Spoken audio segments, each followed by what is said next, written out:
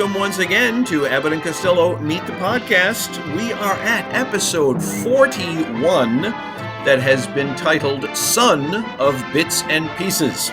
I'm Jerry Shario, and it is my all-time pleasure to introduce to you our host, our author, our creator, our guy who thinks this is a great idea, and I don't disagree with him. Some are born great, some achieve greatness, some have greatness thrust upon them. And then there's Nick Santamaria. I just had something thrust upon me. And it wasn't very nice. You are the Don Wilson of introducers. That's what I've been aiming for. That right? Only you don't have the obnoxious laugh that goes with it, which we will be getting to today when we discuss Harry Von Zell. It depends on which of our listeners you ask about that. I have been called Ed McMahon a couple of times on some of the Facebook things, which is something I would say you could be proud of. Mm-hmm. Ed McMahon was fine support for Johnny. I can't think of anyone who would have been better. You know, they had a history. They both drank. They were very, very good together.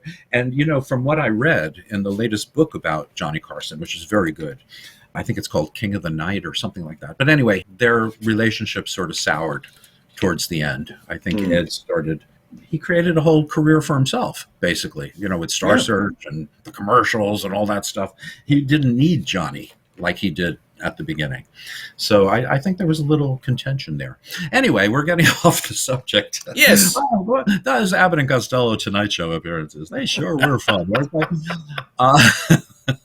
When Lou came out dressed like Doc Severinsen, it was just, I laughed until I stopped.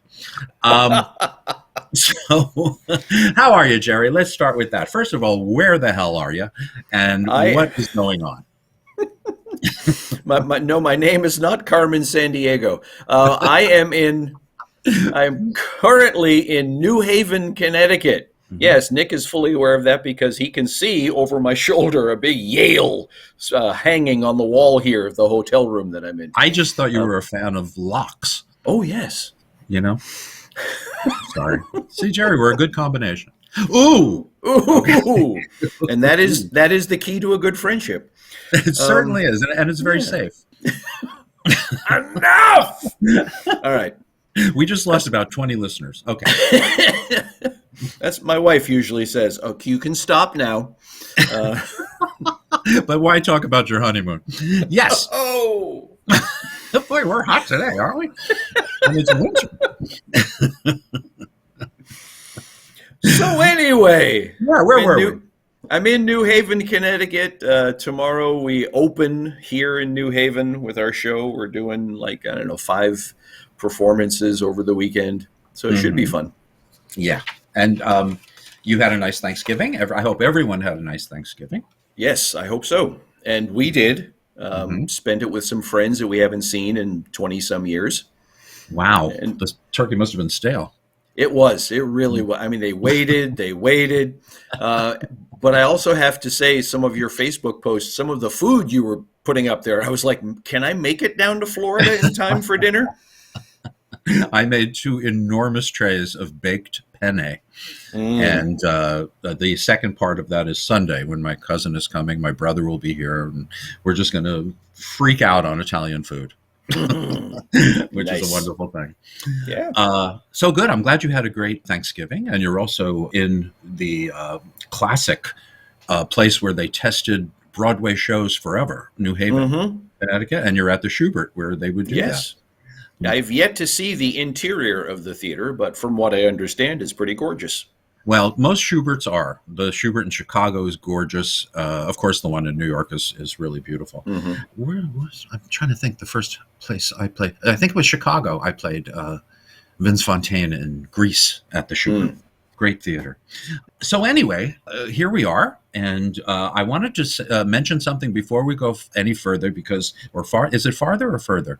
I always get mixed up on that. It's yes. We'll just say feather.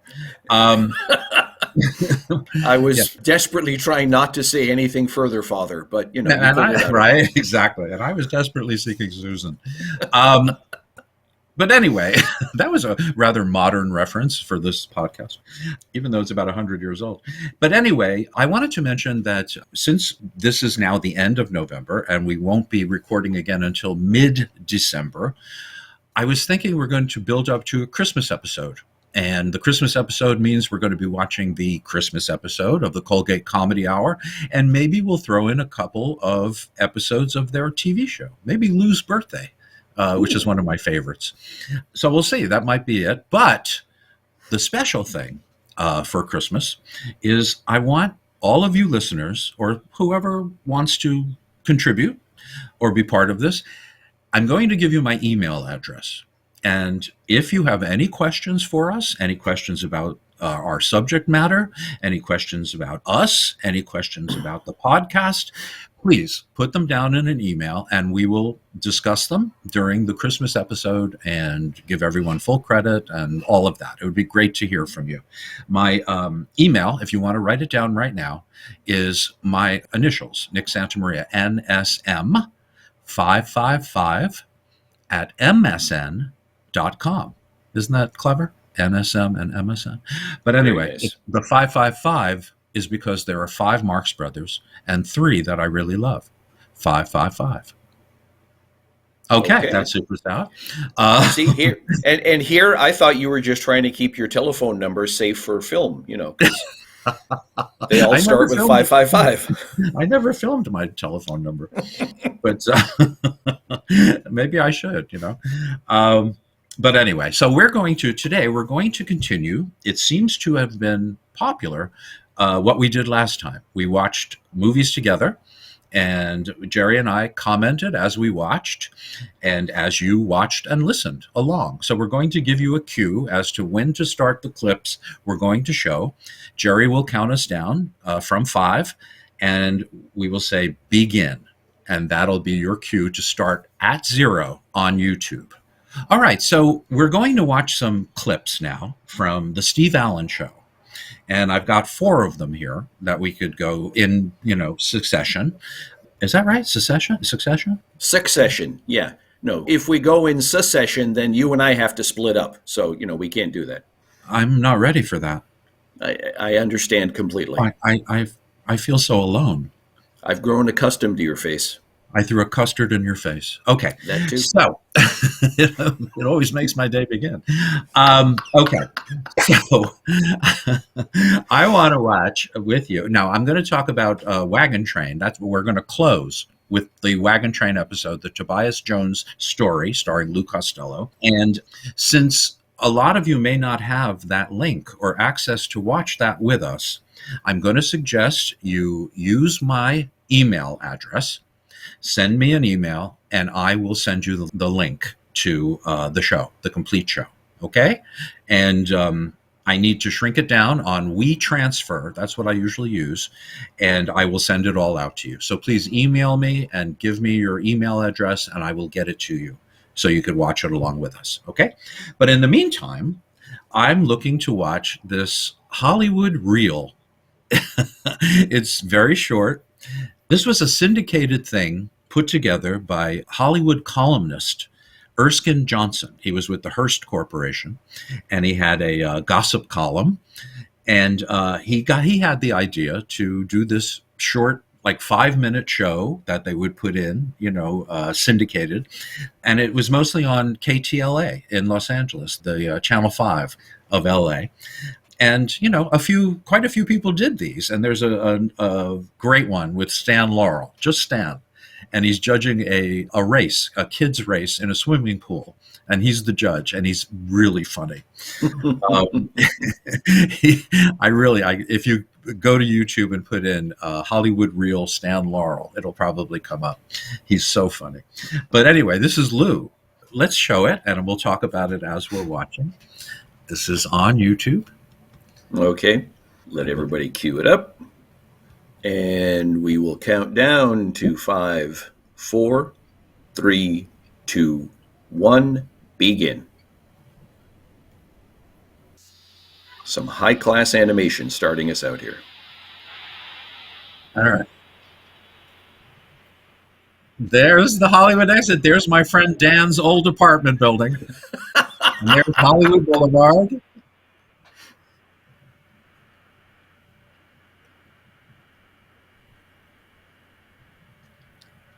One of the things I love about these is all the background, because what was look at that. Hollywood Boulevard like in the mid 50s. Look, it actually looks clean.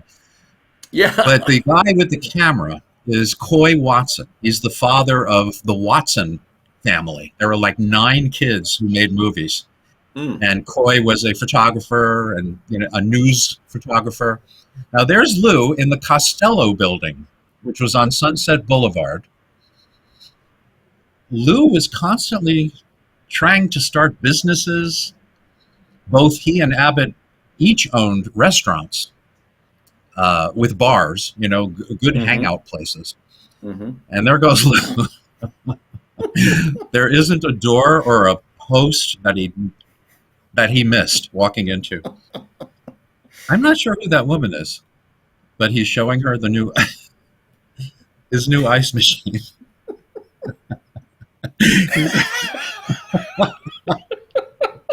He's just goofing around, and there's that cigar. I hope they buried him with cigars because he always had them. Always. Yeah. So there it is. Service. That's very clever. Now he invested $50,000 in this machine, and he lost all his money. Well, this became. It makes no sense to me. Every company had this. You know what I mean? He must have missed out. I don't know. He was not the best businessman. See, look at this. It's the technology on the refrigerators. Yep. I don't know how this missed. Just like his comedy. He was ahead of his time. Oh, yeah. Oh, God. There they go. Bye, you guys. This is what they did all day, these two guys. They drove around in a convertible with a camera. And they were arrested, I understand. A Johnson? Yeah. An Olsen and Johnson production. Yeah. Olsen and Johnson. Well, anyway, that was a Hollywood reel from Erskine Johnson and Coy Watson. And I can't stress enough how important the Watson kids were to Hollywood in the 30s and 40s, especially Bob's Watson. Not Bob, Bob's Watson. He was the youngest, and he was the kid who could cry on cue better than anybody. All he did was cry, this kid. I'm surprised he had any liquid in his body after working, because it was something. All he did was cry. You remember him from Boys Town and the sequel, Men of Boys Town, and God forbid his dog was killed in Men of Boys Town, which gave him even more reason to cry and for me to turn off the television. So, we're going to show some Steve Allen clips. Now, the first one I want to show is Bud and Lou together for the last time doing Who's on First on Steve Allen's show. And this one's very special because this one is also commemorating their recording of Who's on First for the Cooperstown Baseball Hall of Fame, which I've been to a couple of times. And they show the naughty 90s version of Who's on First on a loop all day and all night. And one thing I noticed is, as I stood there watching with the crowd, the fathers loved it. The kids were like, can we go to like Burger King? What's going on? It was just so indicative of what today is like. They have no patience for anything in black and white. And had they actually listened, they probably would have laughed. Or not even probably, they would have laughed. But unfortunately, we live in that atmosphere now. But anyway, let's take a look at Steve Allen presenting the boys, or there are people that actually come in and do that. And let's take a look at that. Okay. So link up. Give you a minute here to get it all cued. Make sure you start at 0. It's a very good place. I'm cued. Wait, listen, a line from Rudolph.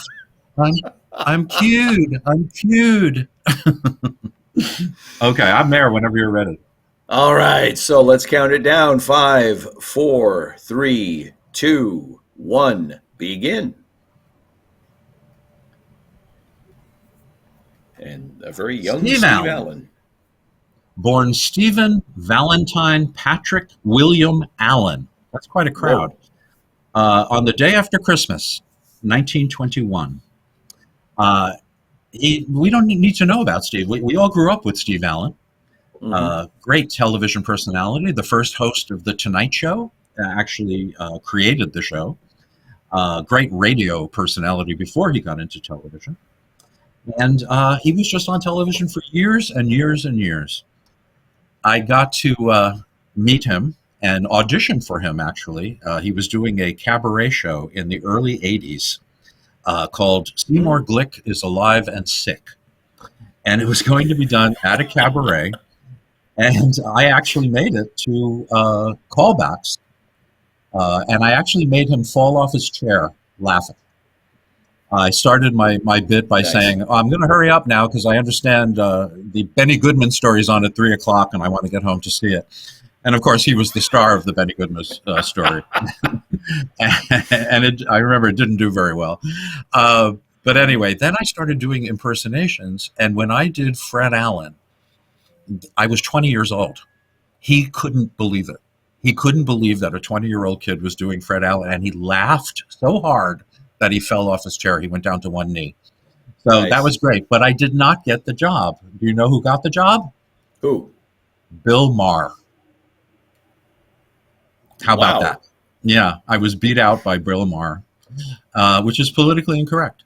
So look, here's Lou dressed in his PU baseball jersey, and there's Bud holding it. I've seen that a couple of times on the wall at Cooperstown. Amazing. And I think Lou was more excited about getting this than he would have gotten with a Academy Award, you know? He was such a baseball fan. And Joe DiMaggio, actually both of them were best friends with Joe DiMaggio. So, they were big baseball fans. But this is so neat to get to see this, you know? This was live on television in 1956.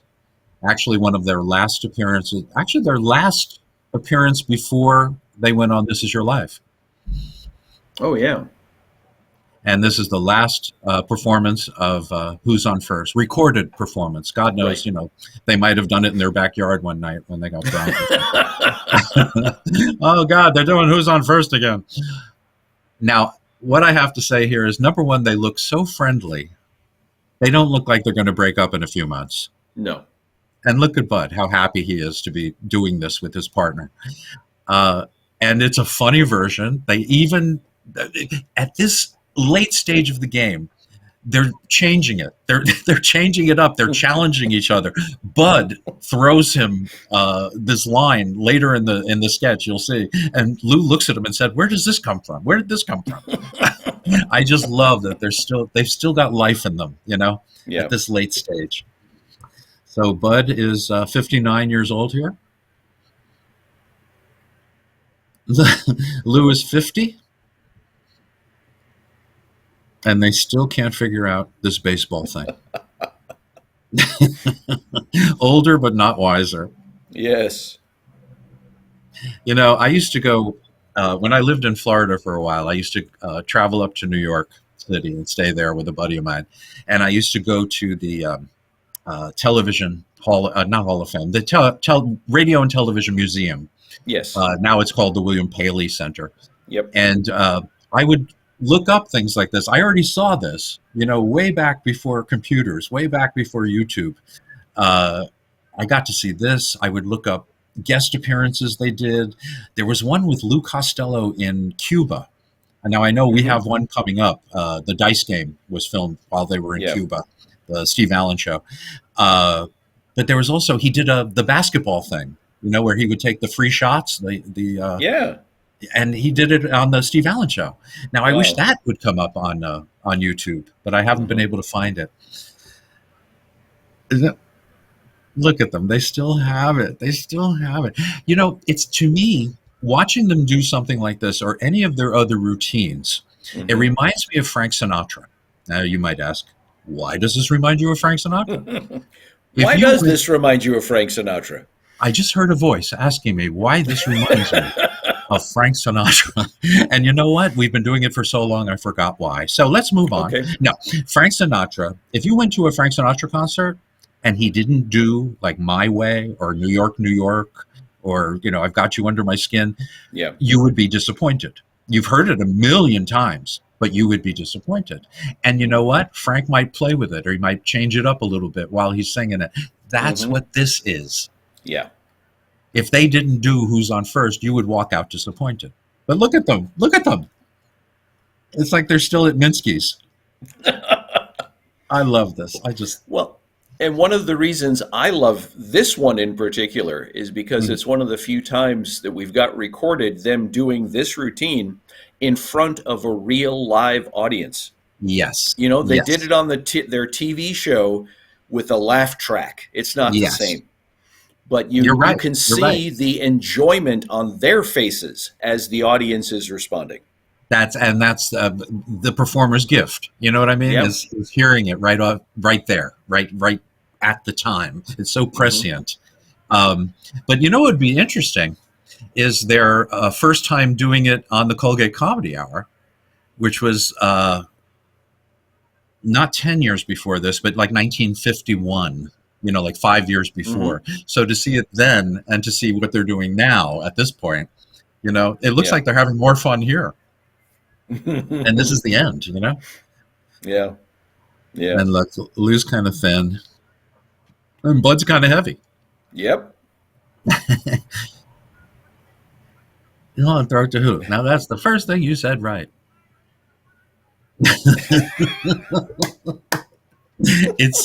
I don't care how many times you watch the sketch. If you don't laugh, I would put a mirror to your nose to see if you're alive. I have seen other people try to do this routine, and a common mistake is whoever's doing Lou's part, a common mistake that they will make is that they will be angry at the situation as opposed to frustrated. And befuddled, yes. It makes such a difference. And also a big mistake is that he tries to be funny. Once he tries to be funny and he's not honest anymore, it's not funny. It's Lou's honest confusion, his honest frustration, and Bud just totally believing every word he's saying. Look at that. Oh, gosh. Just wonderful. Nothing better. Nothing better. So there you go. You've got the very last recorded performance of Who's on First, voted the greatest comedy routine of all time by Time magazine. So it was of all time. So anyway, let's move on to some of the other sketches. Bud and Lou, when they played their last show in Las Vegas, Milltown Revisited, it was called, they did a new sketch. In fact, the whole show was new, except for Who's on First. And this is the one where Bud just couldn't keep up. He couldn't do the live shows anymore. But they did an operetta spoof, which was so off the beaten track. I saw it on this performance. This is only a clip from it, but I saw the whole thing on the Steve Allen show. They used to show it on Comedy Central on cable back in the day. And I was fascinated because Lou is singing a spoof. Not opera, but operetta, like the stuff that Nelson Eddy and Jeanette MacDonald used to do. And there's this really big woman, funny woman. I don't even know her name, but she takes over the sketch and Lou lets her, because she's very funny. And Lou is doing jokes in operetta fashion. They put to music the whole thing. You don't even know what a husband is. Oh, a husband is what's left of a sweetheart after the nerve has been killed. They just put it to music.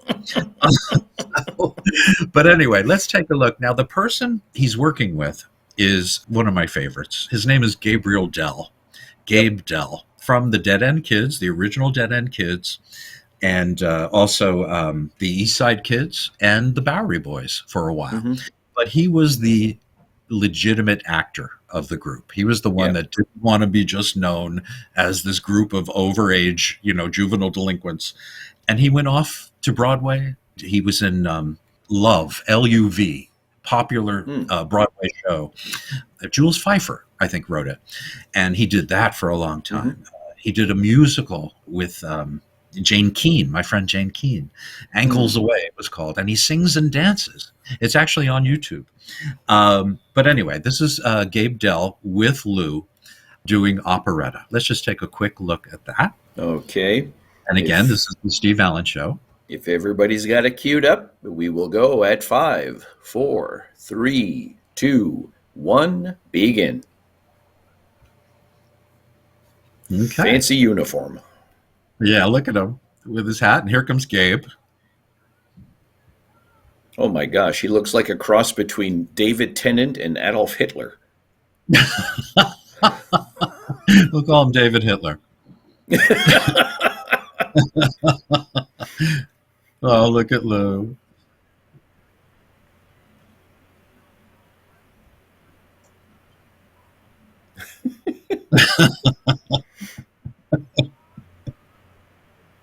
He actually had a good singing voice. I know. Well, like Lou said every Italian has singing, you know? Yes. Every Italian can sing, it seems. Certainly in my family. Mm-hmm. Yeah, my dad tried to disprove that theory often, but, you know. God bless him.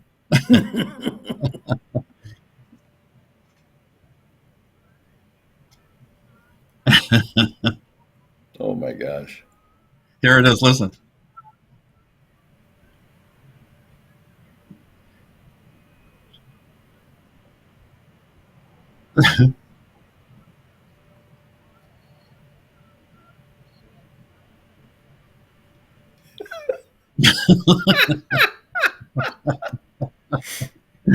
Uh-oh. Oops, Yep. oops. Gabe is hitting him with his gloves. Oops. How you fix for blades. And that's that. Commercial. Yeah. Yeah, but that's an old Schick commercial? Was it Schick? I think so. I think it was. Yeah. Yeah. How you fix for blades. But anyway, that was something very, very different for Lou. Man. Singing operetta. And you're right. He does have a nice voice. Mm-hmm. As we will see in our Christmas episode when he sings White Christmas and sings it straight. Yes. So anyway, that was the thing. This was after he and Bud broke up. Again, taking it from their last show in Las Vegas. Now let's move right along. Let's go right ahead because I want to make time for Wagon Train. That's the biggie here. Now we've got two great bits here that he did previously with Bud on the Colgate Comedy Hour. And he's revising them with other people on the Steve Allen Show. Now, I'm going to start with the dice game, the classic dice game. This was shot while they were in Cuba, in Havana. This was pre-Castro, of course. This is before Castro became convertible. I'm sorry, I didn't mean to couch the issue. But so they're in Cuba. And Lucy, and this is the dice sketch, and he does this with a couple of Steve Allen regulars, and we're going to talk about them as we go. All right, we've got it all queued up. We're at 0, and here comes the countdown with a 5, 4, 3, 2, 1, begin. And look at Steve Allen in Cuba there. Look at him. That's the hotel they stayed at in Cuba. I love it. Lou Costello. They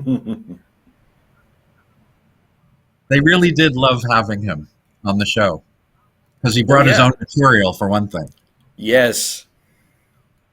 And one thing Steve said, it's in his book, Funny Men or Funny People, and the chapter on Lou Costello or on Abbott and Costello. He said he had such a genuine, warm smile. He was a genuine human being. You know, I love that. I love hearing that. Okay, so here we have two of my favorite people in the universe. One of them is Tom Poston, and the other one is Louis Nye. And here's some trivia for you. Louis Nye was the favorite comedian of John Lennon. John Lennon always said that Louis Nye was his favorite comedian. What a nice hand Lou got walking in. Yeah. And look how short he is. He's at the gambling casino. And he's got all that money. This is great. They're convincing him that the casino is the gymnasium, and they're all exercising. Well, and this is also different because he's wearing a different kind of hat. He's got a cap on, which is very strange for him. But it's also slightly smaller than it should be, as Always. was his derby always. Yeah, always. That's his burlesque training.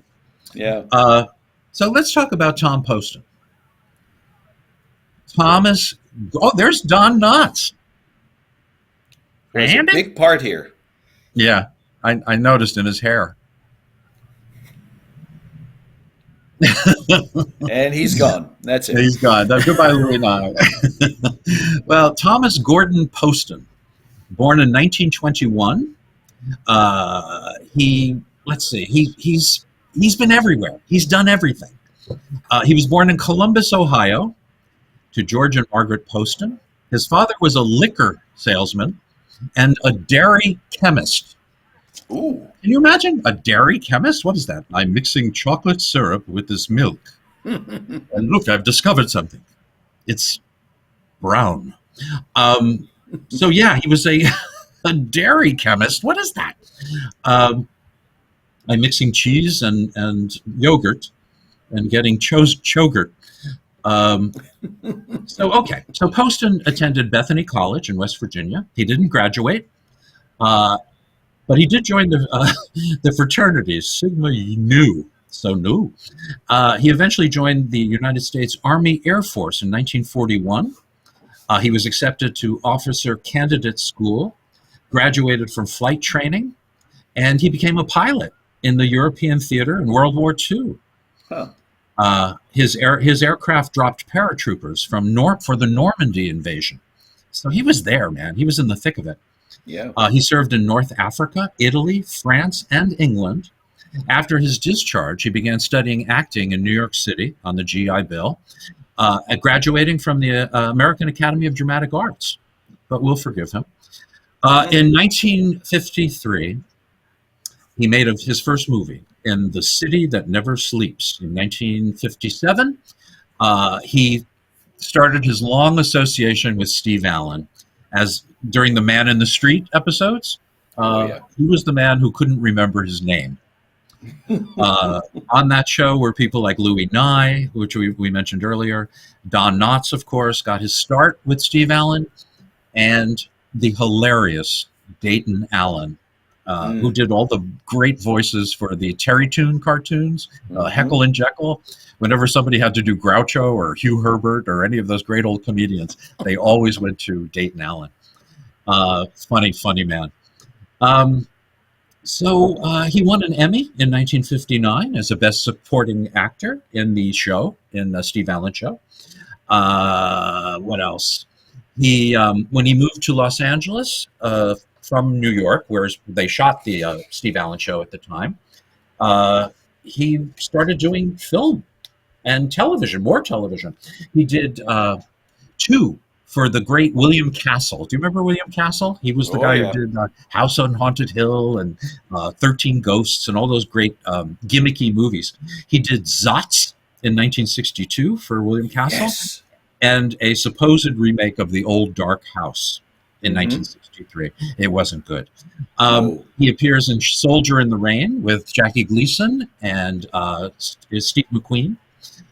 Cold Turkey, the Norman Lear movie about giving up cigarettes. A movie called The Happy Hooker, which is about a very, very pleasant lady who made rugs. Rabbit Test, which I couldn't see because I forgot to study. A movie called Up the Academy, which I saw in the movies in 1980, and it was a movie that should have come with vomit bags. That's how bad it was. And a movie called Carbon Copy, which I remember. I think it was one of those I'm switching personalities with my son movies, which is basically just a riff on not the Parent Trap, which is the one where they Freaky Friday. Freaky Friday, yeah. Right, which they just made a sequel to.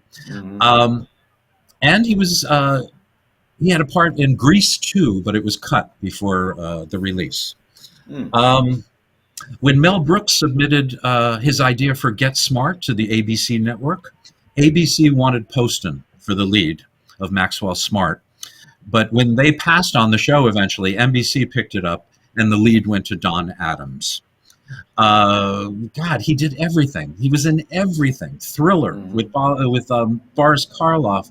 Also, he appeared on the Bob Newhart show in the 70s, and he was pretty much just a guest at that point before he became a regular on the subsequent two Bob Newhart series. And I think to modern day audiences, he's probably most known for that. Let's see. He interestingly married Suzanne Pleshette, who played Bob Newhart's wife in the first show. Isn't that weird? They dated briefly back in 1959, and they got back together in 2000. Wow. That's quite a story. I actually saw them together. I went to a benefit for the actors, for Actors Equity. And it was a staged reading of, this is the end of the sketch. There you go. It was a staged reading of All About Eve.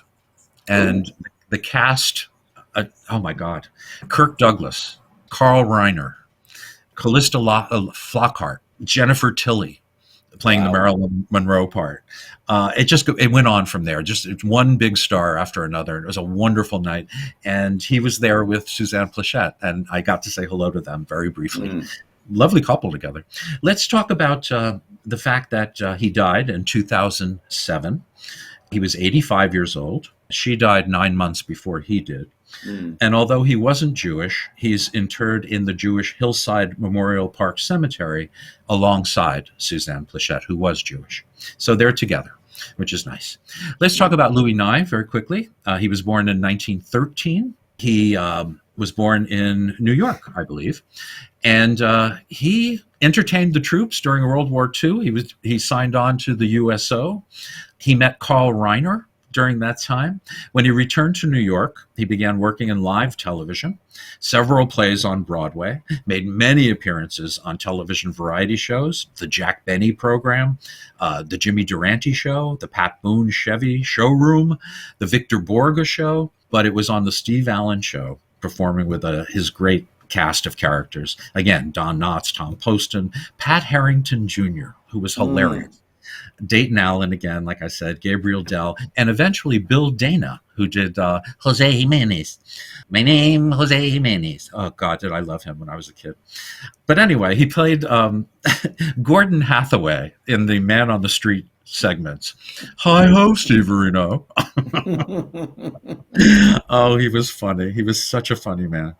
A guest star on many, many, many television shows. Make Room for Daddy, Burke's Law, The Munsters, Love American Style, Laverne and Shirley, Starsky and Hutch, Policewoman, Fantasy Island, Saint Elsewhere, The Cosby Show. My God. The Ann Southern Show way back when. He was something. He really was something. And it's such a funny, funny man. He also played the Drysdale's son on Beverly Hillbillies, which was so funny. He was, what was his name in the show? Sonny Drysdale.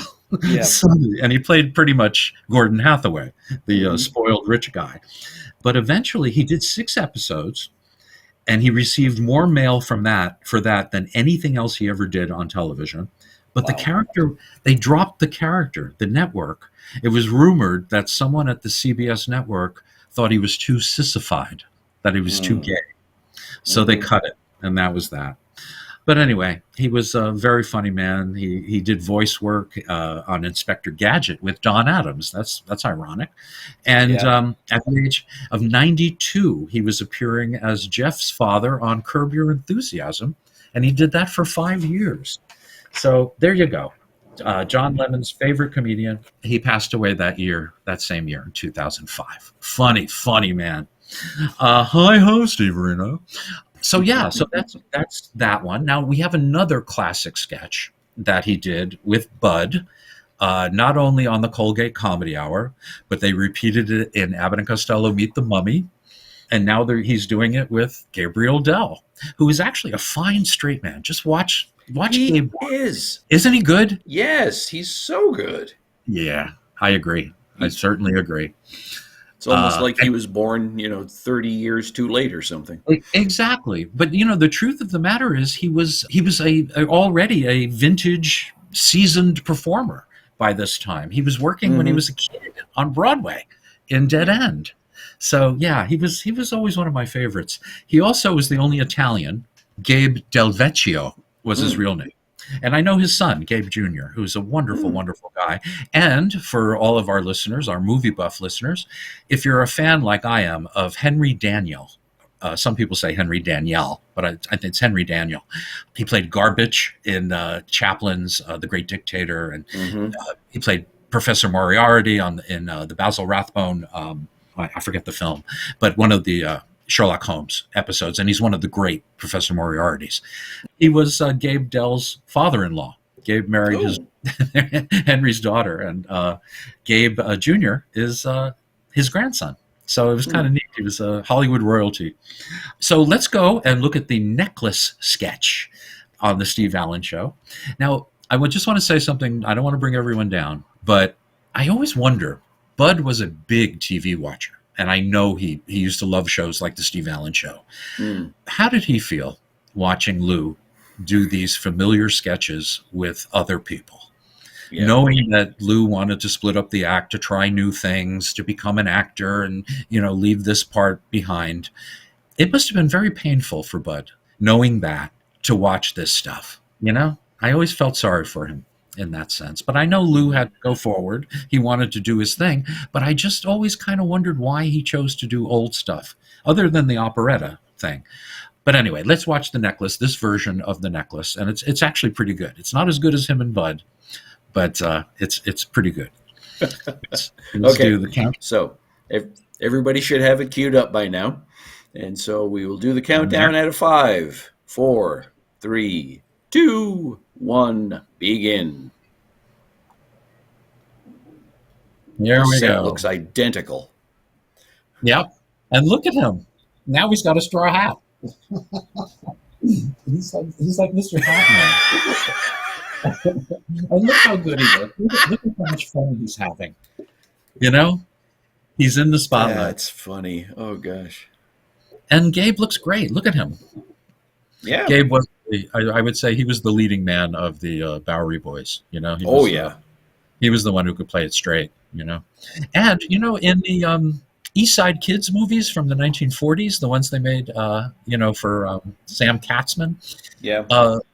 Gabe did not want to be one of the background boys, like the other ones, like David Gorsey or Benny Bartlett. They stood in the background and maybe had 2 lines for the entire movie. Oh, Lou, go for it, man. He got a lot of kisses in his career. It's one thing I've noticed. He had a very kissable career. But what was I saying? Oh, he didn't want to be one of the boys. He wanted to be a character. He wanted to play parts. So he often was a villain. He was often on the side of the bad guys in the East Side Kids movies. And I always admired him for that. He was trying something different, Lou. He got a slap. Did you see that? Yes, and the look on his face, it's like, oh, you tried that, did you? Okay. So we're back again, huh? I thought that was funny. And look at how good they are. And look at the lipstick on Lou's under his nose. And there's Tom Poston again.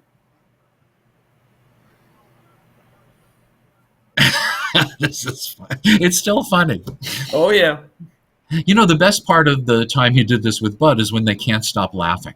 When they're corpsing. That kills me. Yep. This is off the beaten track, but I wanted to bring this up because I was thinking about it the other day. Saturday Night Live used to start their season with Lorne Michaels making a speech to the writers saying, avoid the Carol Burnett sketch, trope. The endings, with the music coming, wah, wah, wah, all that stuff. And also no laughing. This isn't the Carol Burnett show. Have you noticed lately how much corpsing is going on in Saturday Night Live? Mm-hmm. And have you noticed that it's always the funniest part of the show? Oh, yeah. So I say, corpse away, boys.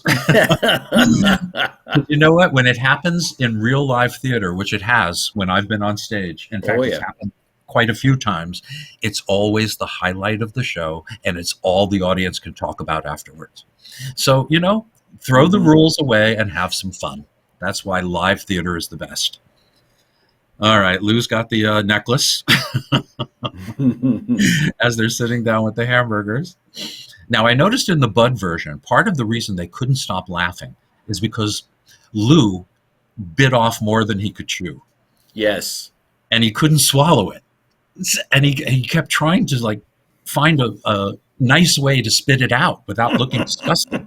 And Bud knew his problem and didn't help at all. No. Just laughed and laughed. It's really funny. But these guys, they do a good job. And look at Gabe. Gabe is he's an actor. Oh, yeah. He's an actor.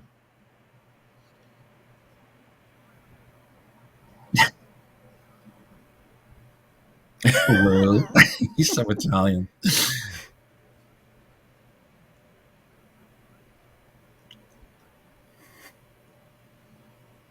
Mm-hmm.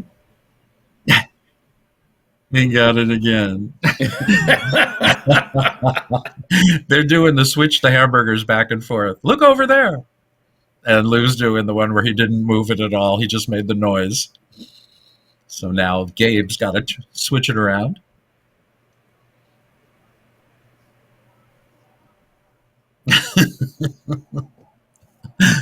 The famous wink. He scrunches his entire face just to wink his eye. Okay, Gabe's got the necklace now, and he's going to put it in the ketchup, or if you will, catsup. It's so weird, ketchup. It's spelled two different ways and accepted both ways. Strange. Okay, this is a stupid little point, but we all saw Gabe put the necklace right into the ketchup bottle. All right. Right. And then Lou goes and puts ketchup on his hamburger, which of course is why he's now eating a necklace. But if you look closely, ketchup actually comes out of that bottle onto his burger. Yes. But not the necklace. Well, you see that in the other one too, in the one with Bud. But I'm saying ketchup is actually coming out. How did they make sure the necklace didn't come with it, Oh, I see what you're saying. I think the necklace was too heavily weighted. It probably went to the bottom. You know what I mean? I'm hoping. Yeah. But yeah, and here he goes. My gosh, shoving that thing in his mouth. I bet it was good. I hope it was. Eating on stage has never been one of my favorite things because you never know what you're going to get. Exactly. And if you don't like something, God forbid, I hate potatoes. So if they put potatoes in front of me, I wouldn't be able to eat it. Mm-hmm. But it's true. Hopefully you get that done during, rehearsal. Mm-hmm. Uh-oh.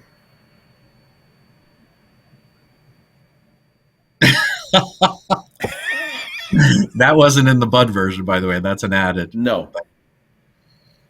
Uh-oh. Where's the necklace? You got the necklace, yes. This is where subtlety comes in. People say Lou didn't have subtlety. I disagree. Mm-hmm. The man had many layers to him.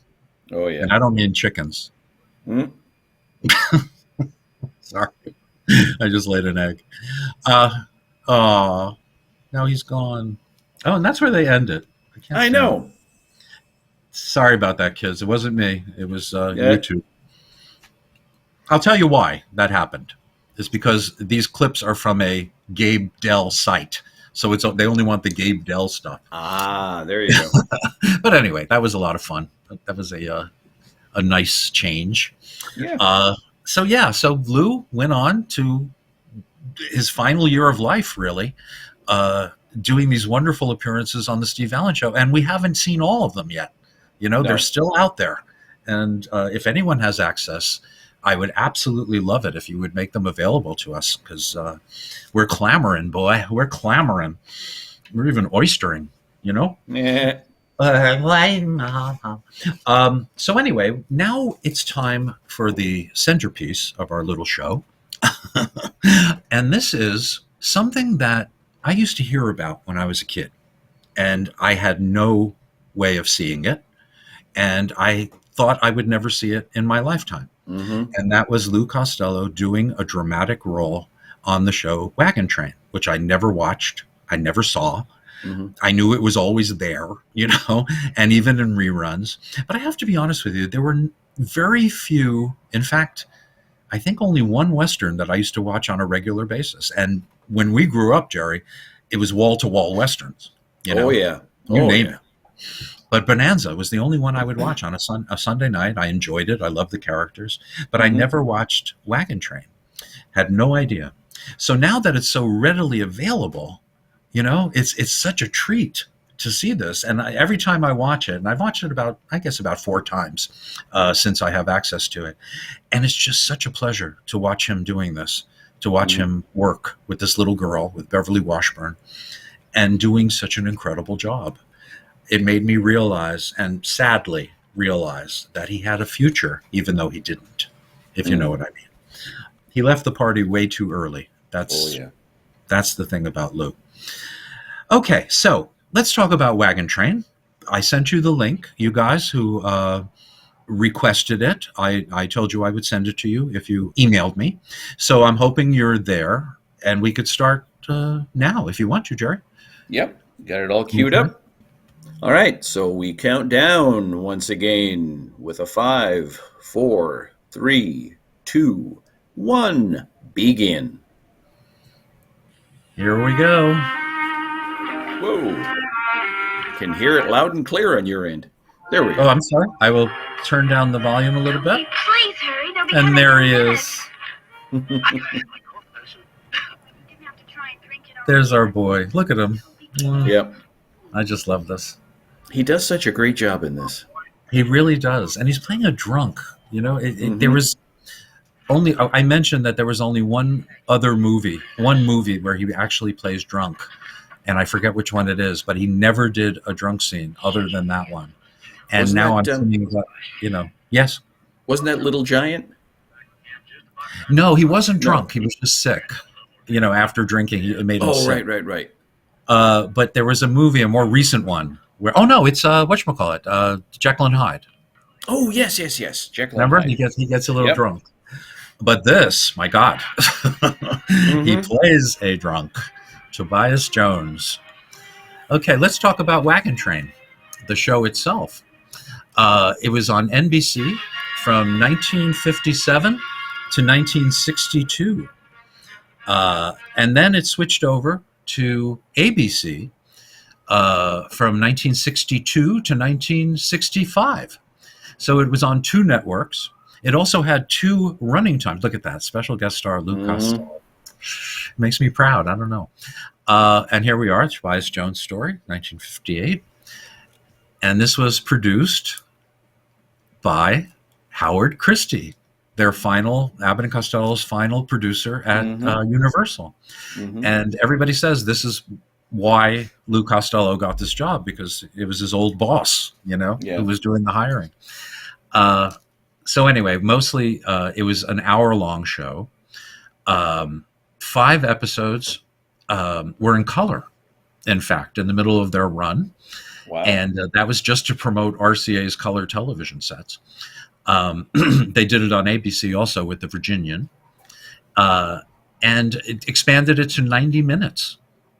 But then in its final season, the 8th season, due to declining ratings, it went back to an hour and went back to black and white. Can you imagine? You got everybody hot about color, and then all of a sudden you go back to black and white. Okay, so we're going to go back to silent movies, basically. So yeah, it was a very popular show. It starred Ward Bond as the wagon master. He passed away in the middle of the run in 1960 and was replaced by the character actor John McIntyre. The supporting characters were Robert Horton, and he was eventually replaced by Robert Fuller. Very confusing. But it was a long-running show. Yeah.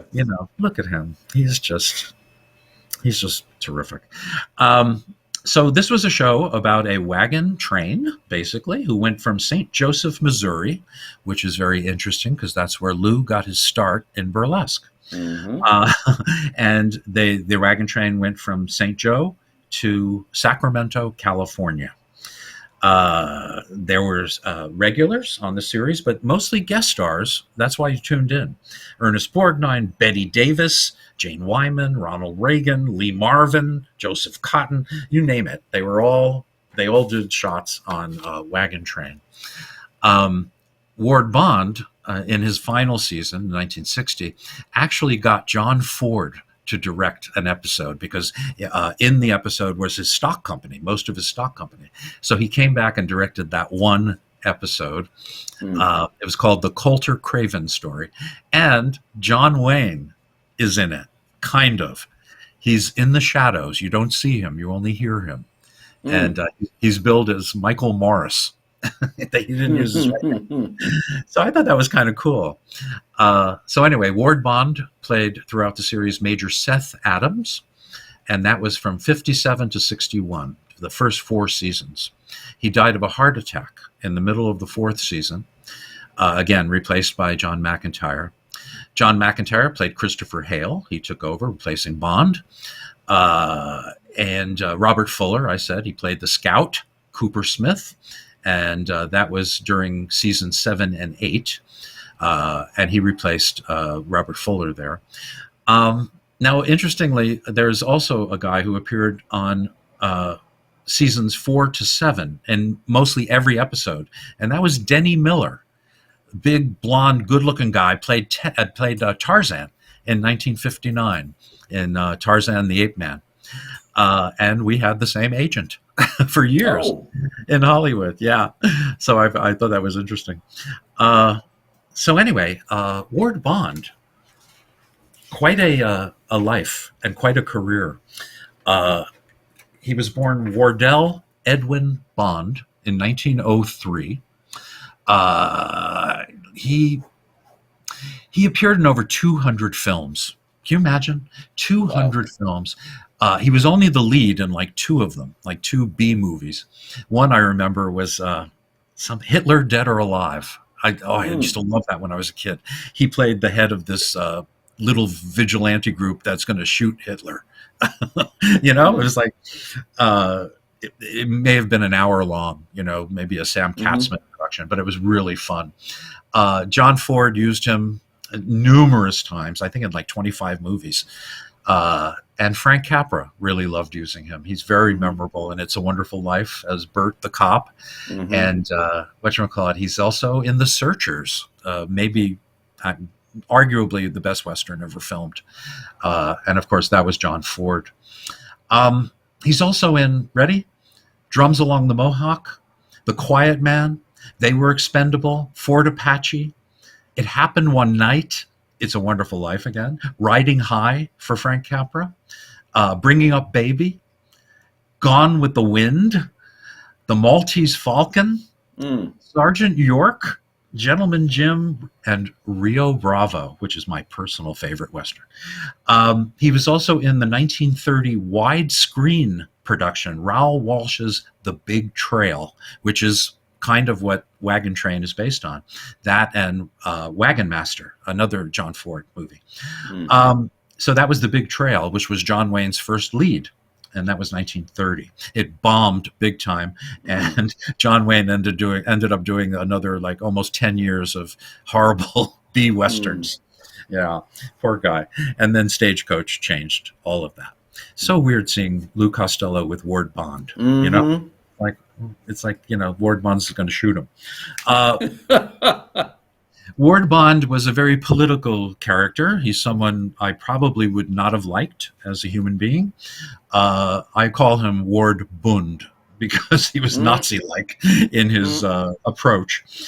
He was a founding member of the conservative group called the Motion Picture Alliance for the Preservation of American Ideals. He was opposed to communists in the film industry. He was someone who was happy to name names. He actually used to knock on people's doors and bother them and talk to them like a Jehovah's Witness, it's like, we've got to, get rid of the communists and they're all over the place and there's some in my underwear and you got to be careful. So, he was a real pain in the neck. He died at the young age of 57. He was in Dallas with his wife, and they, they thought he was there because Johnny Horton, he was a very famous country western singer at the time. He died the same day Ward Bond died in Texas of a of a accident.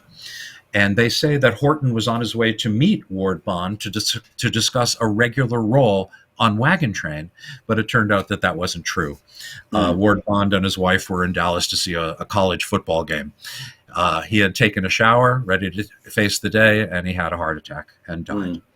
So that was it. Sorry. That was a little bit of karma, Mr. Bond. Ward Bond. So anyway, and something, I talk about him personally and his politics and the way he approached them, but as an actor, I'm one of his biggest fans. I think he's just wonderful. So, there you go. We have Ward Bond leading the way. There's a good book, by the way, about John Ford, John Wayne, and Ward Bond, the three of them, and their friendship. It's a terrific book. I wish I could remember the name of it. But if you put those three names up there and write book after it, it'll come up. And it's really fun, a fun story. Okay, so who's playing the little girl? Lou's little ward, and that's Beverly Washburn, born in 1943, best known for the Disney movie Old Yeller. I used to call my mother that when she'd yell at me. She also turned up in a favorite horror movie of mine. It's a cult movie, which didn't do any business at the time, but now people watch it, Spider Baby, with Lon Chaney Jr. and Mantan Moreland. So she was in that. And she was, she was a child actor. Started when she was 3 years old. Appeared in The Killer That Stalked New York in 1950. She was in Here Comes the Groom for Frank Capra in 1951. I mentioned Old Yeller before. She was a regular on the Gidget show with Sally Field and Don Porter, who was in Who Done It with Abbott and Costello. She was on the new Loretta Young show. I didn't know there was an old Loretta Young show. She wrote her book, her autobiography, called Real Tears, Reel, The Beverly Washburn Story. Bear Manor released it in 2013. She's now 82 years old. I met her at one of the very few, maybe the only autograph show I ever went to. And I was a guest. I didn't pay. But I got to talk to her about this episode. And all I can say is she had nothing but wonderful things to say about working with Lou. She said not only was he a joy to work with and easy to work with no ego, he was so complimentary towards her. He even wrote her a note afterwards, sent her a card telling her just how wonderful she was and how great it was to work with her. And I hope we do it again soon. So she had nothing but wonderful memories. Now, there are some more people here to talk about. And one of them is Morris Ankrum. He plays the villain in this piece. He's the murder victim in this episode. And he was born in Danville, Illinois in 1897. Now, he went to USC, University of Southern California, and he studied law and actually graduated. Well, these people are just amazing. He also became an associate professor of economics at the University of Berkeley. Eventually, he drifted south of there, and like so many others, he found himself at the Pasadena Playhouse, not only acting, but directing. So, this guy had it in him the whole time while he was doing academia, at college. That's really impressive.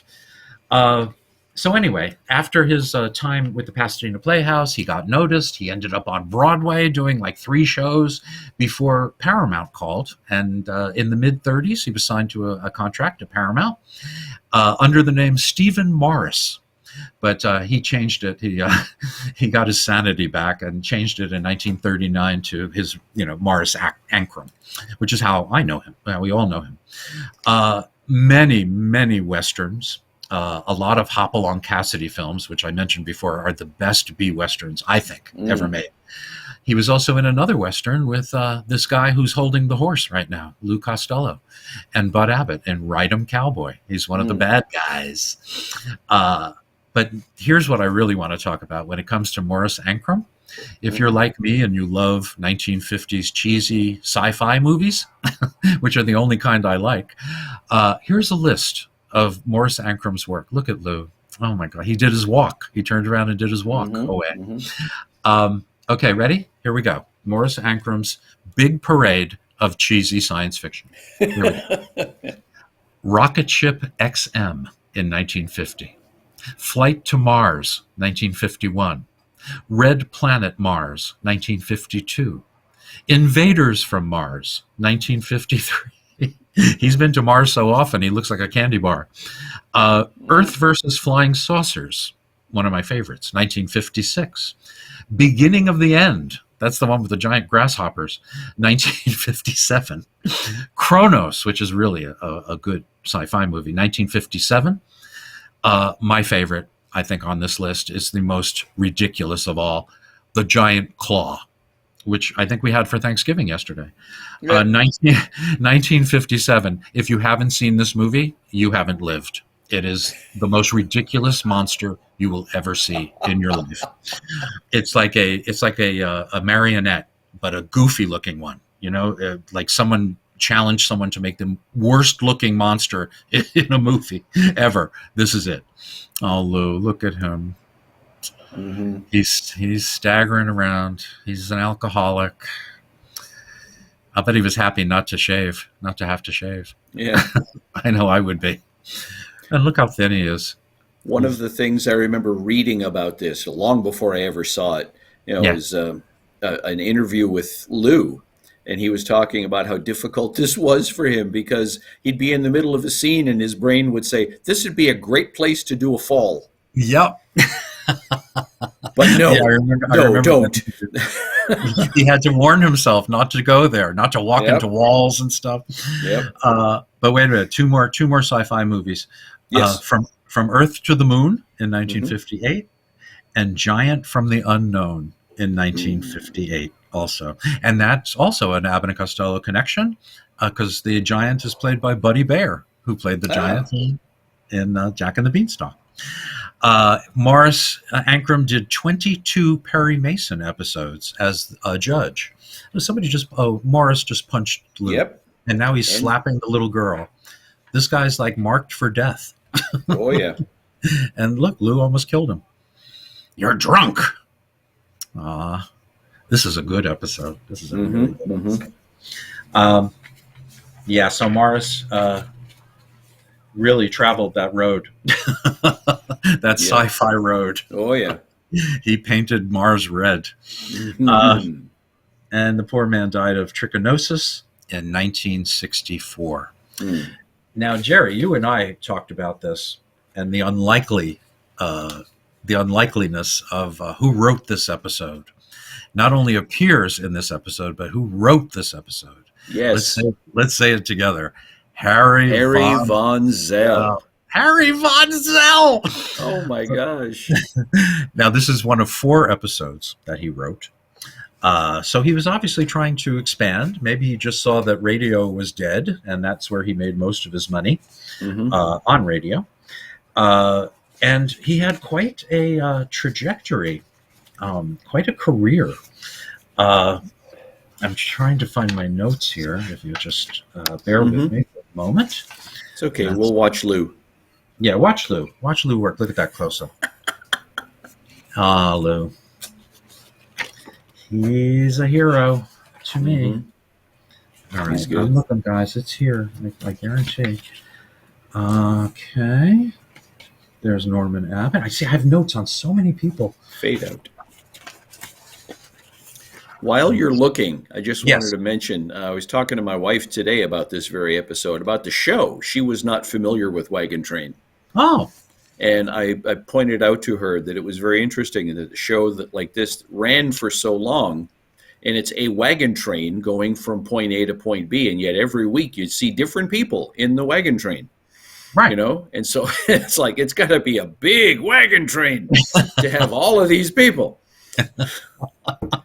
Well, when I heard about this show, because again, I never saw it.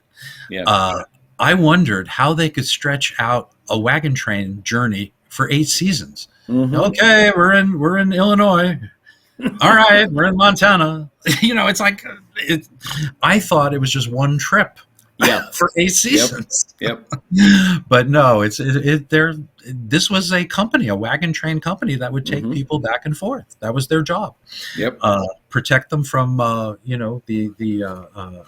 American Indians, and just get them there safely. And they didn't always, in those days. So let's talk about Harry Von Zell. Yes. Harry Von Zell was born in 1906, just like Lou, only he was born in Indianapolis, Indiana.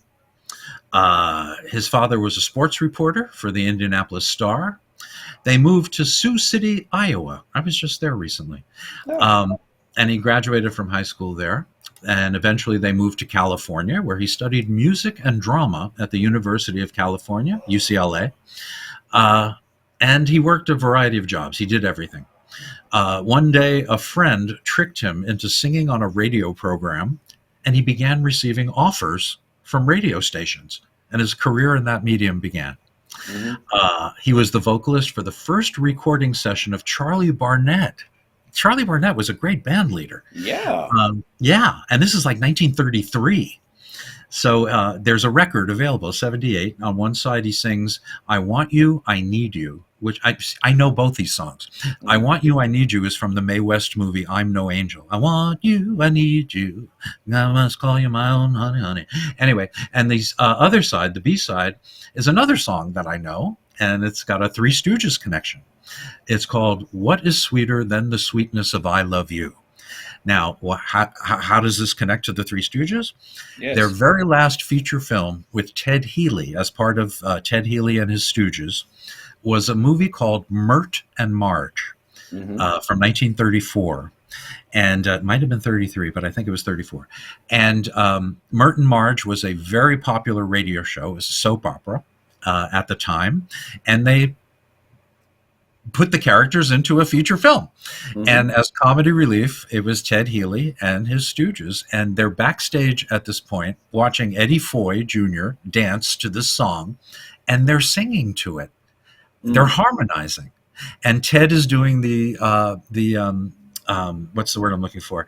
Let's say they're singing, what's the name of the song?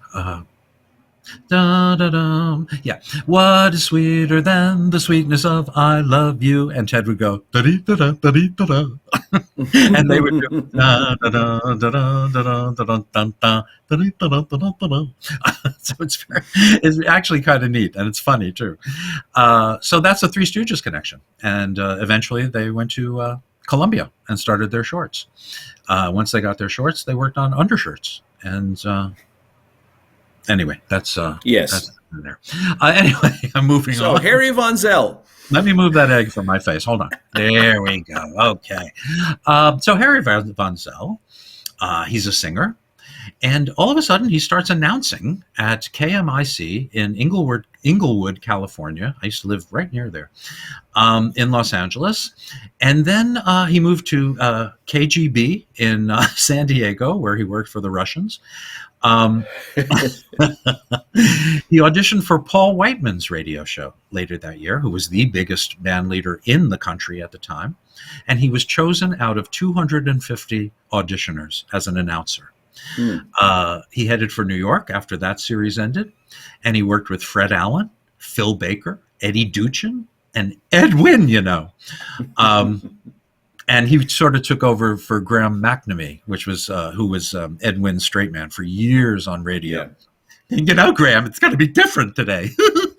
But anyway, So the thing he was most known for was not only the Dinah Shore Bird's Eye Open House show, where he worked with her, and he did great work with Dinah Shore. I don't take anything away from him. And he also got to play Straight Man to Groucho on that show, and he did a wonderful job. But, and I'm going to blame Eddie Cantor for this. Eddie Cantor was pretty shameless as a performer. He was the type of performer, Fred Allen hated him because he would put on like a lady's hat in order to get laughs on radio. So the audience who didn't see thought he was very funny. You know what I'm saying? He would do cheap things like that. He would run into the audience and sit on people's laps and things like that. Very, very Borscht Belt Tumler, almost cruise ship. But anyway, from 1940 to 1949, Harry Von Zell was his announcer and straight man. The problem was, and I blame Jack Benny for this, it's the Don Wilson effect, meaning they wanted announcers that could fake a laugh, pretending that what they rehearsed so much during the week they found funny all of a sudden. And I always found it obnoxious. Even Jack Benny's television show, they'll cut to Don Wilson looking at nothing and pretending that he's laughing at the business going on. It's really embarrassing. But the worst of all was Harry Von Zell on the Eddie Cantor show. Eddie Cantor obviously told him, "You better laugh at me or you're done." Eddie Cantor used to try to get his co-stars to work for nothing. We're giving you great exposure here. He was a real creep that way. But anyway, and I love Eddie Cantor. Again, as a performer, I could watch him all day long. Yeah. Now, here, to me, is the most fascinating aspect of Harry Von Zell's career. He actually has another stooge connection. He had a 4-season contract with Jules White in their short subjects department. He had his own series of shorts at Columbia. And I have all of them on DVD, and they are good. They are really, really good. So I'm happy to report that Harry was no slouch when it came to comedy. Now, this episode, written by Harry Von Zell, if you haven't seen it, I'm not going to say anything more. I'm not going to give a spoiler alert, but very interesting the way this turns out. I think my favorite film where Harry Von Zell shows up is Son of Paleface, where he plays the lawyer to Bob Hope, his character, Junior.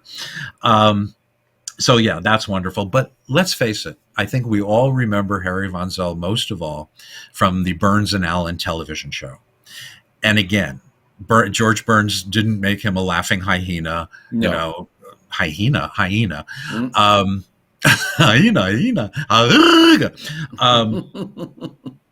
But no, Harry was a very integral part of that show. He took over for Bill Goodwin, who only did it for 1 season. Bill Goodwin did it on the radio, was the announcer on the radio, and he did the first season of the TV show. And Bill Goodwin, his character was always sort of a playboy. He was always with a woman, a pretty woman. So they kind of took that to Harry Von Zell. He took over that character. So even though he was a kind of a chunky guy, not a bad looking guy, was a normal, average, but he always had a date. He was always a kind of, not a womanizer, but he was popular with the girls. Interesting. But anyway, he wrote those 4 episodes of Wagon Train. And unfortunately, he passed away of cancer at the age of 75 in 1981. He was cremated, and his ashes were spread into the Pacific Ocean by the Neptune Society. The more I hear about that, the more I want that done with me. I don't think I want I don't want to be in the ground, Yeah. And if I am, I want to be cremated, and I want my ashes mixed with seeds to grow a tree, and that'll be my memorial. There you go. Isn't that a nice idea? I really like that. Yeah, it is. Yeah. As long as there's not too many dogs around, I think it's a very nice idea. I don't mean to be crude, but sometimes you can't help it. So anyway, those are my notes really about Wagon Train. So let's watch this episode, the rest of this episode, see what transpires. Here. I want to mention something about that book I mentioned about the the three guys, Ward Bond, John Ford, and John Wayne. Apparently, John Ford and John Wayne had a running joke about Ward Bond. And it wasn't just about Ward Bond. It was about his butt. Okay. They found his butt to be interesting looking. I remember writing about it on my Facebook page, and my father had read it, and it just sparked his curiosity. What the hell did they find so interesting about Ward Bond's butt?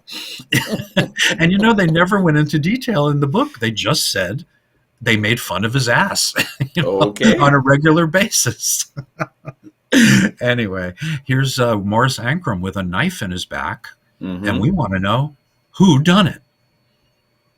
Okay.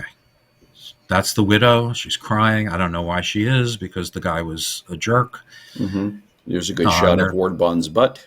Yeah. Oh, there's Ward Bond's butt. Now, I don't find it unusual in any way. There seems to be a crack in the middle. And yeah. Okay. Now they're blaming this poor fella. Doesn't it look like he has breasts, the guy on the left? Yes. He looks like a female impersonator. I'm sorry, but it's true. Oh my gosh, Ward Bond's butt, this guy's breast. Okay, yeah, we're doing well here. It's like we're back to the Thanksgiving turkey. I'll take the breast, but give me the butt. I'll take some dark meat. And there's Harry in the background there. Harry Von Zell is trying to control the little girl, Beverly Washburn. She was such a good actor, such a good little actor. Okay, you can see where the suspicion is lying. It's on this guy with the breasts. And there he goes. He's off to Victoria's Secret. It's no longer a secret. All right. Ward Bond's got to take control here. Yeah. Yeah, look at this. All right, for those of you who haven't seen it, start guessing. Yes. Now, you see, that's all a set. That's all studio. Review Productions, their little studio on Sunset Boulevard. Yeah, there have been a couple of shots here that were definitely location, exterior shots. Yes. But for the most part, this is all studio stuff. Yeah. And Lou, they just faded out. They put a commercial for like Does dishwashing soap. And now we're back. Look at Lou. Look at him. Uh-oh. Lynching party. Looks like something Ward Bond's used to. You're a communist. No, he just hit his communist hand. Caught him red-handed. Sorry. That was terrible. Why do people listen to this? I really don't. I don't get it. What's that? Many find it entertaining. Yeah. Thank God. I'm going to leave that right there. All right, leave it there. Thank God for the generous people. My favorite kind of audience, starved for entertainment.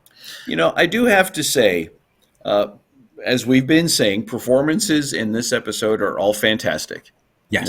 I love watching Lou do something like this. He just does such a great job. The girl is incredible. Yes. Ward Bond, my goodness, carrying a series like this for as long as he did. My only suggested tweak would be this story might have played better shorter. Oh, interesting. Yeah. I know. So you're saying if it were a half-hour episode? Yeah. I can see that. Or if possible, even 45 minutes, instead of a full hour. Yeah. Because, and again, no spoilers, taking nothing away from the performances, the story, the plot, in my opinion, one scene too many, maybe. Okay. I get you. But that just gives us more time to watch Lou work. That's how I feel. I feel the more the better for me, because I just love to see him do this. This is where he was aiming. We're seeing this is the future we're watching now. This is his future, and I find it fascinating because there would be more things like this. There would be more serious television shows. There would be more movies where he would play off type, you know? Yeah. And I just feel robbed, you know, that his rheumatic heart kept us from that, you know? I'd love to have seen it. But even, I'm going to go back to Bud. Watching him in his GE Theater performance, I wanted to see more Bud. Bud Yes. was like, who's that guy? Oh, God, my memory. Did you see the movie Mr. Saturday Night with Billy Crystal? I did not, but I'm Oh, familiar with it. yeah. The guy who played his brother. I Great see his actor. face. Yep, I Yeah. see his face. I wish I could remember his name. He's so Those of good. you with Nick's email address, send it in right now. Yeah, Uh, David something. David something. But anyway, yeah. he's a wonderful actor, and I could see Bud playing those roles, Yeah. those kind of roles. You know, an older. He looks very. Bud looks Jewish. As he got older, he started looking more Jewish. So an older Jewish man, like an agent or you know, somebody like that, a doctor, a lawyer, people like that. I think Bud would have really flourished under those circumstances. But nobody gave him a chance. Nobody, you know, that one GE Theater was proved that he could do it. Obviously, no doubt. He's wonderful, but nobody came to him with anything else. And from what I heard, I think I said this in the last episode, Eddie Sherman stopped answering his calls. You know, he could make more money with Lou than he could with Bud. So yeah, I felt sorry for Bud. He proved himself and then wasn't able to use it. Yeah. Because nobody asked for it. But look at this. Lou is doing serious work with the likes of Ward Bond. Now, Ward Bond, in his long career, always decried the fact that he didn't get to do leads like John Wayne did. Yeah. Now, Ward Bond was not a bad-looking guy, you know, when he was a young man. I thought he was maybe not quite as good-looking as John Wayne was, but he was a good-looking guy. Big, like 6'5" or whatever he was. Football player. So he always felt bad that he never got to that upper echelon. He was always a supporting character. And it could have been a good guy, could have been a bad guy. Oh my God. In Wild Boys of the Road, the William Wellman movie from 1933, he rapes a young girl on a train. And I mean a young girl. And they end up ganging up on him and killing him. Like vigilantes. It's an amazing scene. But anyway, so he never really got to shine. He finally got Wagon Train, where he's the lead. Look how short Lou is next to him. Yes. We're talking like he's 6'5". This guy, 6'4", 6'5". But anyway, he finally got his leading role in Wagon Train, and he dies in the middle of the run at 57. Yes. You know, how frustrating for the man. Very frustrating. And look at him. Lou. He got really nice reviews from the critics for this. And look at this. This is the trial now. He's on trial for murder. Yeah. And personally, I think Lou did it. You know, he's got a vowel at the end of his name. He must be a killer. Now that was as seriously, that's something I think about because you know, I watch a lot of pre-code films, meaning films made before 1934. Yeah. And in those movies, if there is a vicious killer, they're always greasy-haired with a pencil-thin mustache with a name like Morelli or you know, whatever Italian name. Yeah. And I always feel bad because we were stereotyped just as badly as our black brothers and sisters back then. But we don't get the press. They do. No. You know, but everybody was back then. You know, Jewish men were like, they were wringing their hands and, you know, ooh, money, you know, that kind of thing. Irish, you know, they were drinking and fighting all the time, or they were cops. Everybody had a stereotype. I guess it was easier that way. Yeah. And there's little Beverly Washburn. She was so nice to me that day. What a nice lady. Nice. What were you going to say there? You had mentioned earlier about wondering if Bud ever watched any of these and how he felt. I can see him, say, watching this one or Lou's GE Theater appearance, and possibly not really feeling as bad because, you know, Lou is moving on. He is doing something different. But watching him on the Steve Allen show, it's like, these are the routines we did. Why does he not want to do it with me? You know, exactly. That bothers me. Even when I was a kid, when I learned that he was doing the same routines with different people, younger people. But again, we have to realize, and nothing against Bud, I love Bud, but he was at the end of his career, his performing career. He just couldn't keep up anymore. How do you keep up with someone 9 years younger than you? You know, and especially someone like Lou, who's kind of hyper and energetic and all that stuff. Bud couldn't keep up. And it was time for him to do something different, just like Lou wanted to do. But again, like you say, it must have been so frustrating for him to watch. Thank God Lou didn't do Who's on First with Don Knotts, you know? Strange as it may seem, they get baseball player, you know? I don't think it would work. And I don't give a damn. But anyway, no. But it would be. You had Bud doing Who's on First with Candy Candido. That's right. That's right. He did that. And you know, last week as I was listening to our episode, I failed to mention. I said that Bud hadn't worked from 1956 all the way up to that GE Theater in 1961. No, he did work. He was working with Candy Candido, but that did not last. No. I don't think it hardly lasted a year before he had to quit. He was too ill. You know, that epilepsy really nailed him. And, you know, he just wasn't as pliable as Lou was at this point. And the difference between being 50 and 59, let's face it, there's a difference. Yes. You know? So anyway, poor Bud. I really wish he had a better end, as opposed to Ward Bond, who had a weird end, a rear end. As soon as you said it, I saw which direction it was going. And isn't that funny that I knew that you knew? Yep. It's getting weird, Jerry.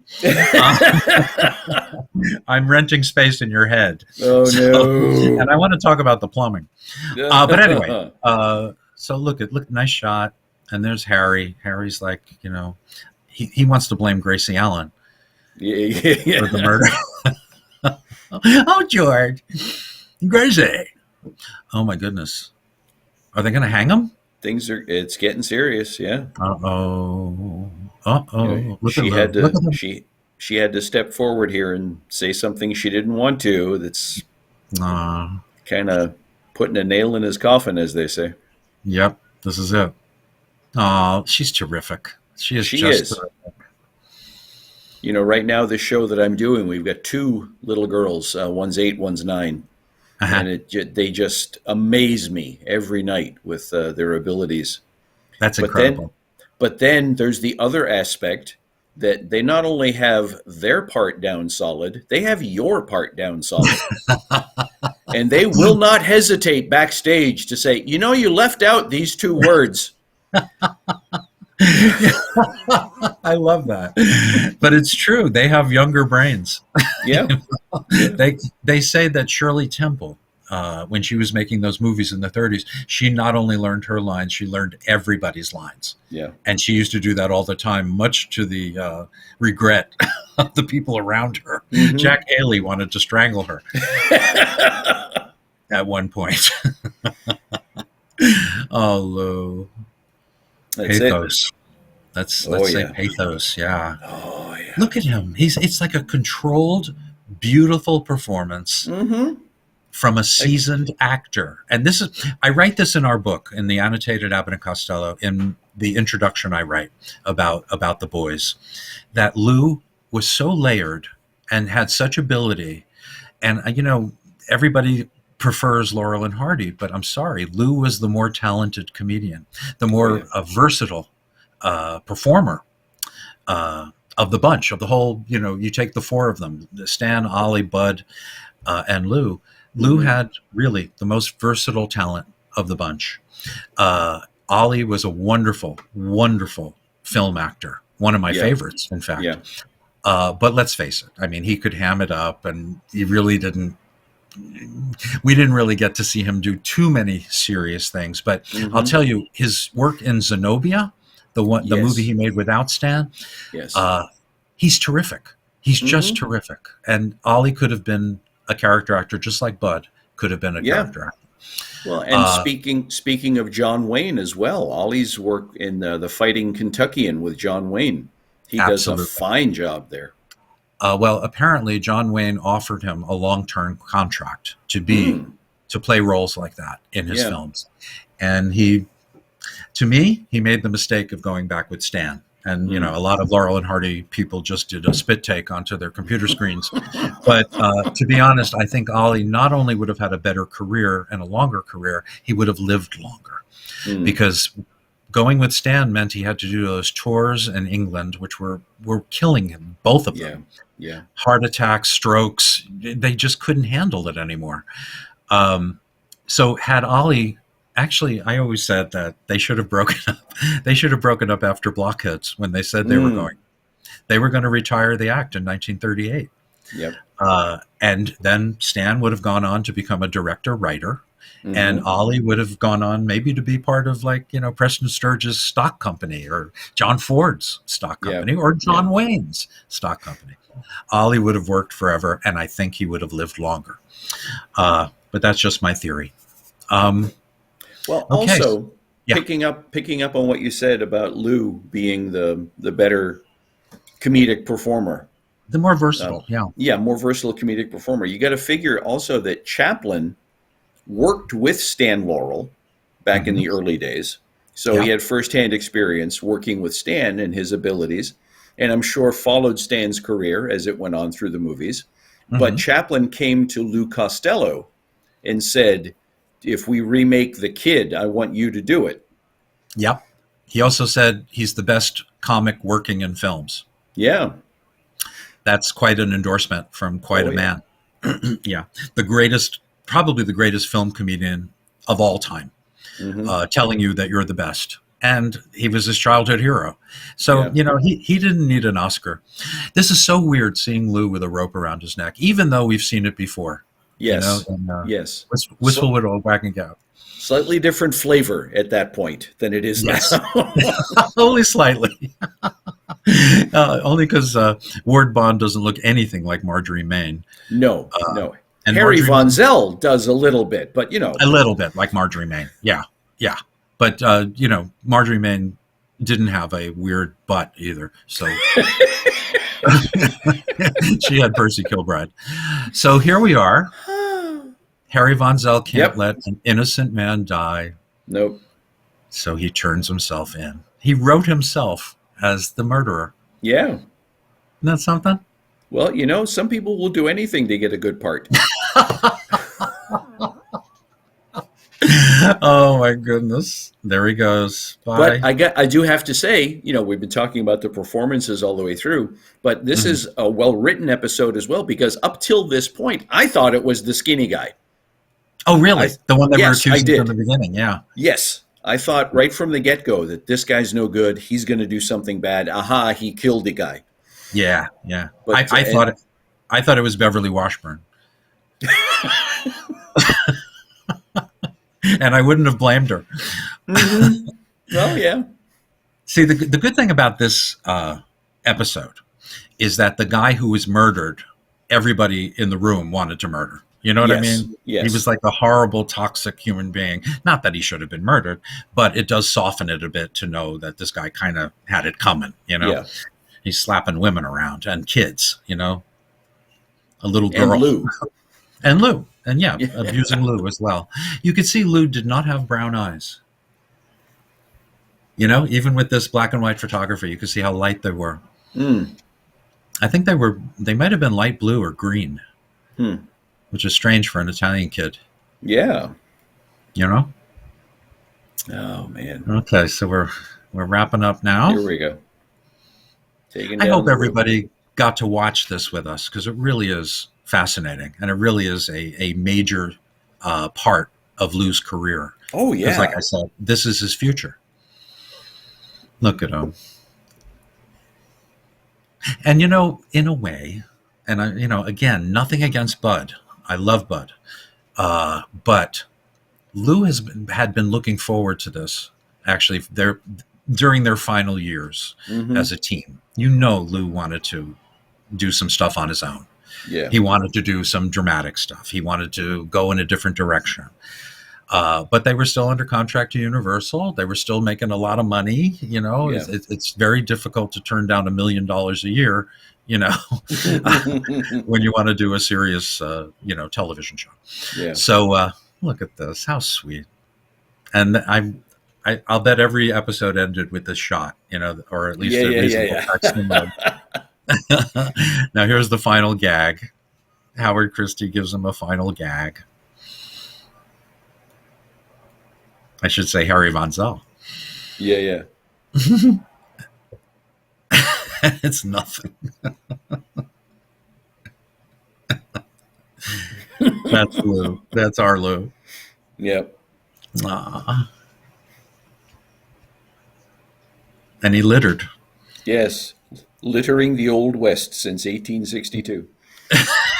Well, he saw a sign. He saw a sign that said "fine for littering." So. Well then. It's fine. And there it goes. Look at that butt. I'm looking at the horse.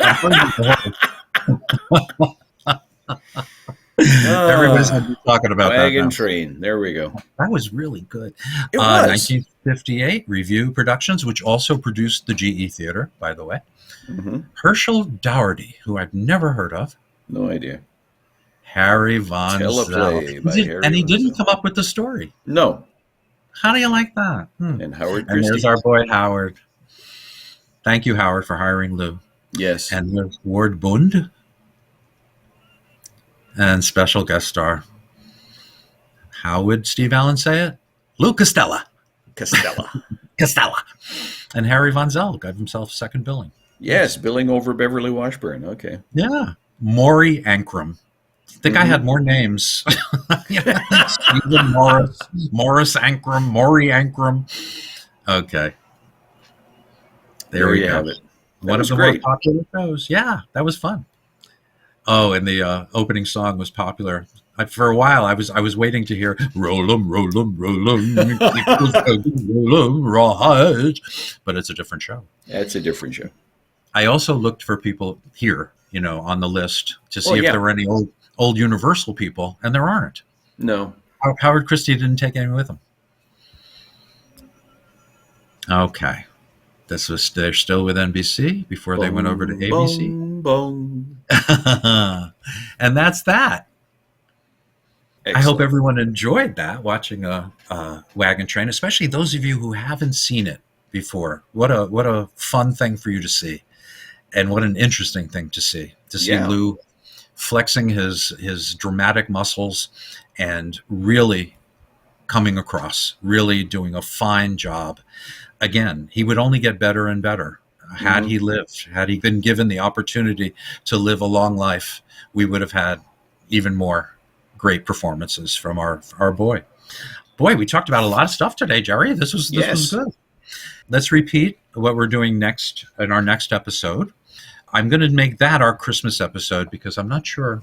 Let me see. Let's look at the dates. Yeah, it'll be about mid-December. And a lot of this depends on your schedule, Jerry, because you're working. So, let's do it next week. Next week, we're going to do our big Christmas special. We've got Rankin Bass coming in to produce it. Burl Ives is playing Jerry. I'm very interested to see what you're going to look like in stop motion animation. No different. So, no, but that's what we're going to do. I'm going to repeat one more time, everybody. Here's my email address, NSM, Nick Santamaria, NSM555@msn.com. So please mail me whatever questions you have, whatever comments you want to make about the podcast, about Abbott and Costello, about any of their movies, their TV shows, their radio shows, anything you want to talk about. We are going to feature you on our Christmas episode, and we're also going to be showing the Christmas episode of the Coldgate Comedy Hour, which in my house is a yearly tradition. So let's do that. Let's meet up and start thinking of your questions, what you'd like to discuss, or what you'd like Jerry and I to discuss. And we'll all be discussing together. Okay, so Jerry, thank you very much again. Always a pleasure to see you and spend And you time. as well. You as well. And I want you to keep breaking those limbs in this show.